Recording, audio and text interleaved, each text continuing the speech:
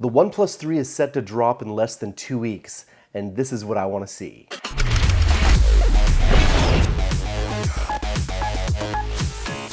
People requested it and the rumors attest it.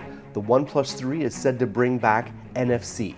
The Chinese startup decided to get rid of the NFC chip from last year's flagship, apparently due to lack of use. Now let's talk about improving that camera. OnePlus had a bad camera year in 2015, so we're hoping things will look better. Literally. The OnePlus X had a very inconsistent camera, while the OnePlus 2's camera app struggled more than we would have liked.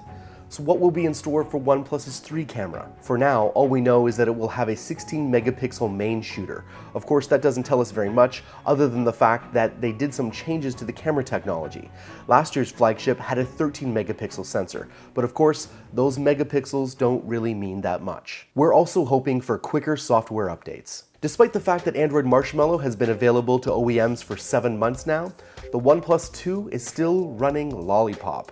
The company promised Marshmallow would come to the device by the end of March, but now we're in June, and the software is still in beta. Now, it can be a little bit forgiving here because software updates are huge undertakings even for big manufacturers, and we understand that OnePlus is still a small startup. Now, who wants fast charging? Despite having a processor that supports Quick Charge 2.0, OnePlus 2 never took advantage of this. In fact, none of OnePlus's products have ever come with Quick Charge support, which is unfortunate. It's becoming a somewhat frustrating thing for users as devices tend to come with large batteries.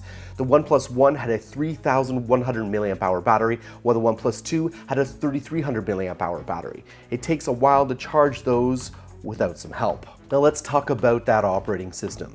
One of the most interesting parts of OnePlus was its software. It was launched running Cyanogen. The deal between OnePlus and the ROM developer then ended, and now the Chinese startup is using its own Oxygen OS. Now we know that many of you love Cyanogen, and we're very sad to see this change happen.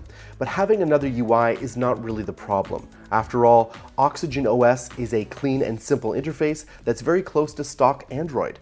The problem is that despite its light nature, Oxygen OS just has so many bugs. So what do you guys want to see in the OnePlus 3? Let me know in the comments below. I'll be sure to read them.